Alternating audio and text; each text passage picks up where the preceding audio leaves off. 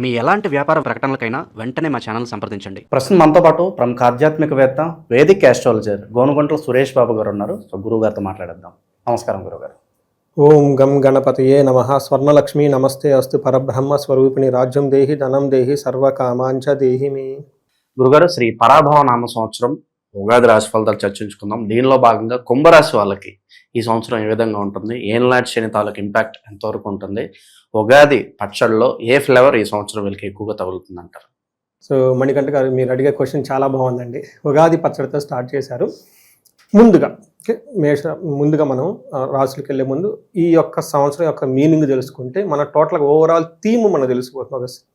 ఒక థీమ్, మన మూవీలో థీమ్ మనం చూసుకుంటాము. అదేంటి, ఫిక్షనా లేకుంటే రకరకాలు వస్తున్నాయి కదండి, లేదంటే ఓల్డ్ రాజులకు సంబంధించిన మూవీనా, లేదంటే ఫ్యామిలీ ఓరియంటెడ్ థీమ్ తెలుసుకుంటే మనకి కొంచెం గెస్ పెరుగుతుంది అనమాట. ఫస్ట్ ఈ సంవత్సరాన్ని యొక్క పేరు శ్రీ పరాభావన సంవత్సరం అని పెట్టారు. పరాభవం అంటే మనందరికీ తెలుసు, ఇది కొంచెం పాత మాట. ఇప్పుడున్న వాడికి లాంగ్వేజ్లో చూసుకుంటే అపజయము, అవమానము, అధికార నాశనం అనుకోవాలి, అధికార పతనం, అహంకారం అని చెప్తూ ఉంటారు. మీనింగ్ అంటే పరా అంటే దూరంగా ఉండటం, అభావం, భావం అంటే ఇన్సెక్యూర్గా ఫీల్ అయిపోవటం. అంటే ఈ సంవత్సరం అంతా జనాలు ఎలా ఉండాలంటే మనకి ఇన్ఫీరియారిటీ కాంప్లెక్స్కి దూరంగా ఉండాలి, అభావానికి దూరంగా ఉండాలి, పిరికితనానికి దూరంగా ఉండాలి అని మనకు చెప్తూ ఉంటారు. మనం ఎప్పుడు అభావంగా ఫీల్ అవుతాము, ఎప్పుడు ఇన్సెక్యూర్గా ఫీల్ అవుతాం, ఎప్పుడైతే మనం గిల్టీ పనులు చేస్తూ ఉంటామో, ధర్మానికి వ్యతిరేకంగా వెళ్తూ ఉంటామో, అప్పుడు మనకు తెలవకుండానే మనకి ఇన్ఫీరియారిటీ పెరుగుతూ ఉంటుంది. ఇన్ కేస్ అలాంటి సిచ్యువేషన్లో మనకు తెలుసో తెలవకుండా ఉంటే అది ఒక స్కామ్ లాగా, లేకుంటే ఒక గిల్టీ లాగా బయటికి ఎక్స్పోజ్ అయిపోతుంది. తద్వారా మనలో ఉన్న అపజయం కలుగుతుంది, అహంకారం పోతుంది, తర్వాత మనం ఏమనుకున్న అవమానం, పతనం స్టార్ట్ అవుతుంది. అందుకని ఈ సంవత్సరంలో చాలా జాగ్రత్తగా ఉండాలి. శ్రీ పరాభావనామ సంవత్సరంలో కుంభరాశి వారికి విశేషంగా లాభించాలి. అష్టైశ్వర్యాలు, భోగాలు, భాగ్యాలతో ఇల్లు చక్కగా తలతూగుతూ దినదినాభివృద్ధి జరగాలని చెప్పేసి మనం కోరుకుందాం. జనరల్గా నాకున్న ఫోన్ కాల్స్ అయితే ఇది థర్డ్ ఇయర్, మూడో సంవత్సరం రాశి ఫలాలు చేస్తూ ఉన్నాను, ఉగాది రాశి ఫలాలు.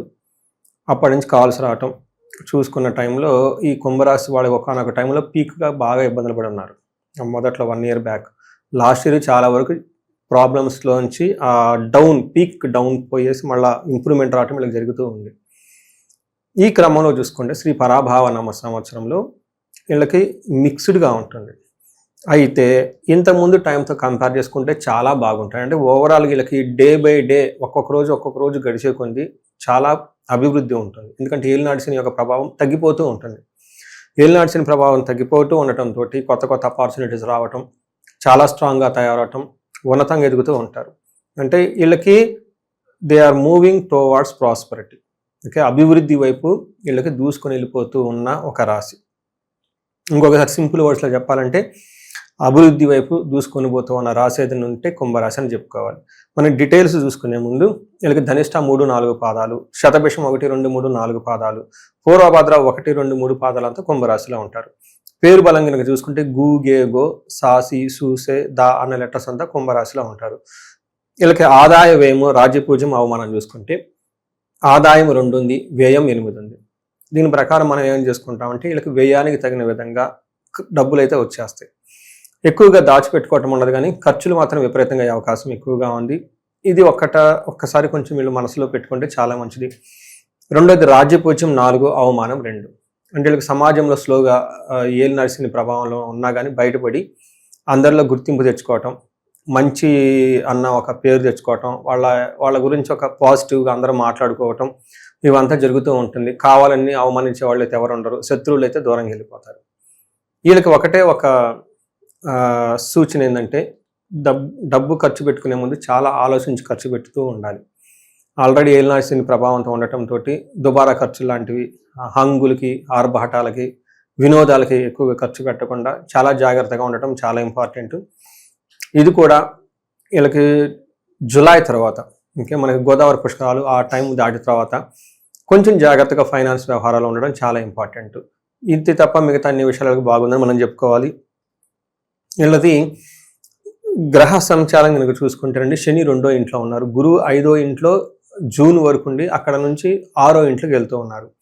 తర్వాత రాహు వచ్చేటప్పటికి ఎక్కువ ఈ ఈరంతా వీళ్ళకి ఫస్ట్ హౌస్ లాంటి జన్మ రాశిలోనే ఉండటం, తర్వాత 7వ ఇంట్లో కేతు ఉండటంతో ఎలా ఉంటుందంటే జన్మరాశిలో రాహు ఉండి కొంచెం మానసికంగా అశాంతిగా వేరే వాళ్ళతో గొడవలు సృష్టిస్తూ ఏలినాడు శని యొక్క ప్రభావంతో ఉండటంతో ఈ యొక్క శని ప్రభావంతో ప్రతిదీ స్లోగా నిదానంగా జరుగుతూ ఉంటుంది. దూకుడుగా ఏది ఉండదు వ్యవహారం. తర్వాత గురువు వ్యవహారంలో చూసుకుంటే వీళ్ళని గ్రేట్ ప్రొటెక్టర్, జూన్ దాకా వీళ్ళని బాగా ప్రొటెక్ట్ చేస్తూ ఉంటాడు.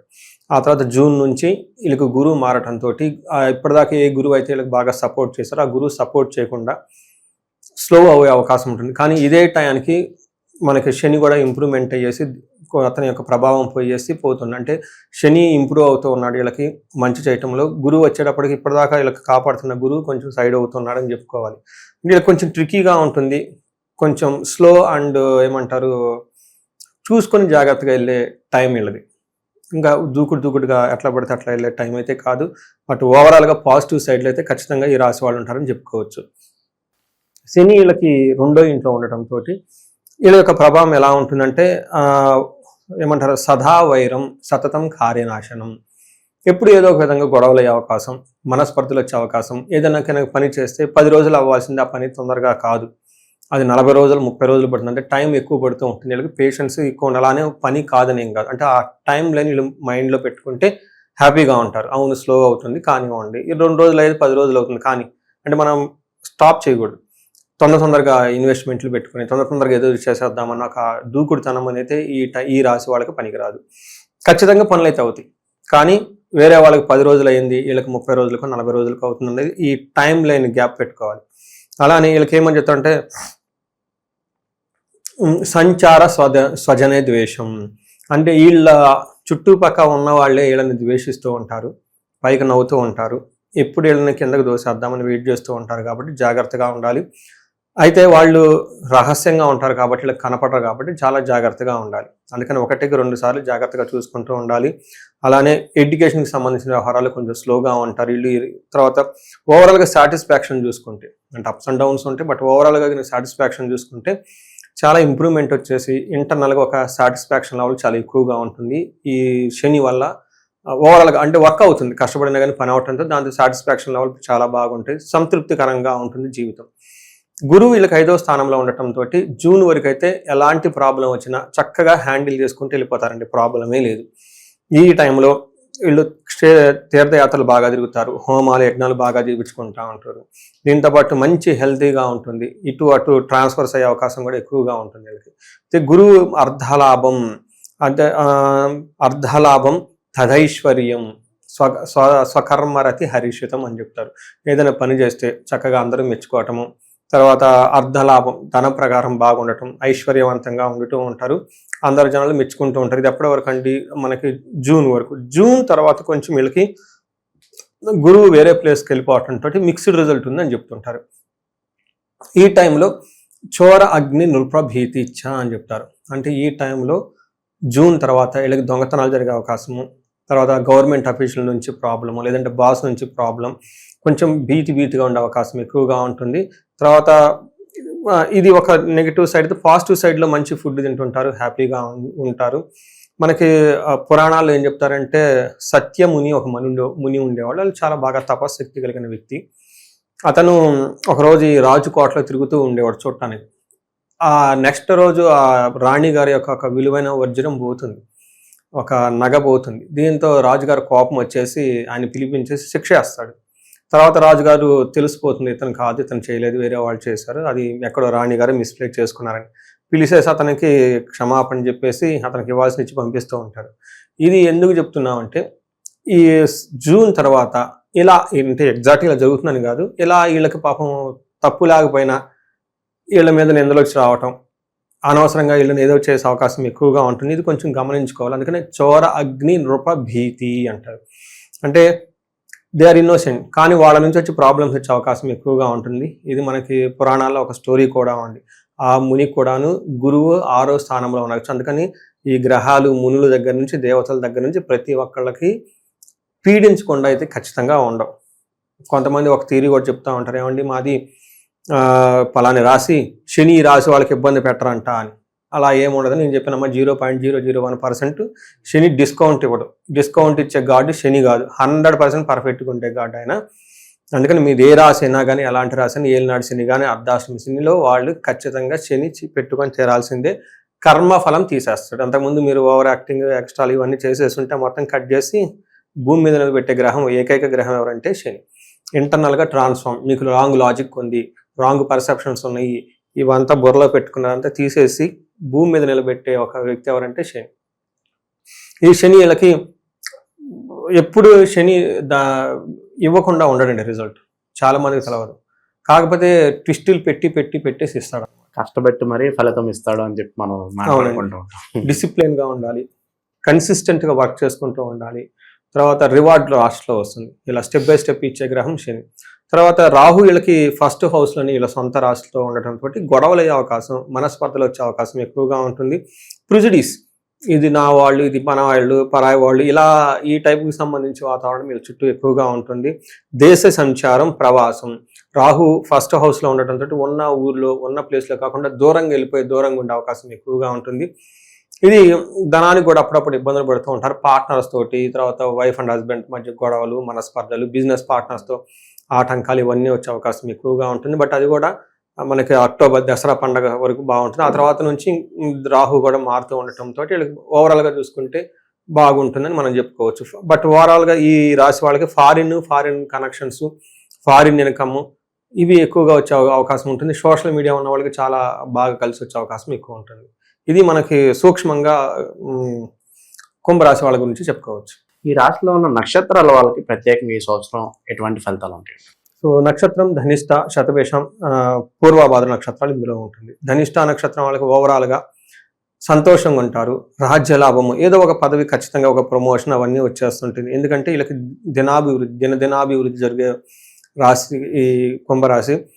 తర్వాత ధన వృద్ధి జరుగుతూ ఉంటుంది. అయితే కొన్ని విషయాల్లో జాగ్రత్తగా ఉండాలి. ఒకటి హెల్త్ కాంప్లికేషన్స్, రెండోది ధన నష్టం కూడా చూపిస్తుంది ఫస్ట్ ఫ్యూ మంత్స్లో. తర్వాత అనుకున్న పని అక్టోబర్ మంత్లో కాకుండా ఇబ్బంది పడే అవకాశం ఎక్కువ ఉంటుంది. ఇది కొంచెం గమనించుకోవాలి. తర్వాత శతభిష నక్షత్రం వాళ్ళకి రాజ్యలాభము, చక్కగా మంచి పదవి వస్తుంది, పట్టాభిషేకం, ఉన్నతమైన పొజిషన్కి వెళ్తారు, ధనవృద్ధి, ధనం చక్కగా బాగుంటుంది, సంతోషమయంగా ఉంటారు. ఈ శతభిష నక్షత్రం వాళ్ళు నాకు బాగా చాలా వీడియోలు చెప్పుకుంటా, బాగా ఇష్టం. ఎందుకంటే ఈ శతభిష నక్షత్రం నేను ఫస్ట్ ఈ సోషల్ మీడియా ఇలా ఇంటర్వ్యూలు ఇవ్వడంతో స్టార్ట్ చేసుకున్నప్పుడు బిగినింగ్లో నక్షత్రాలు సిరీస్ చేస్తున్నప్పుడు ఫస్ట్ 2 నక్షత్రాలు చేసిన ఎక్కువ వైరల్ కాల, 2000 3000 అలా వెళ్ళింది. ఈ శతభిష నక్షత్రం ఓవర్ నెట్లో 12,000 చూశారు. దాదాపు 30-40 వేల మంది, అది దాదాపు 70,000 దాకా వెళ్ళిపోయింది.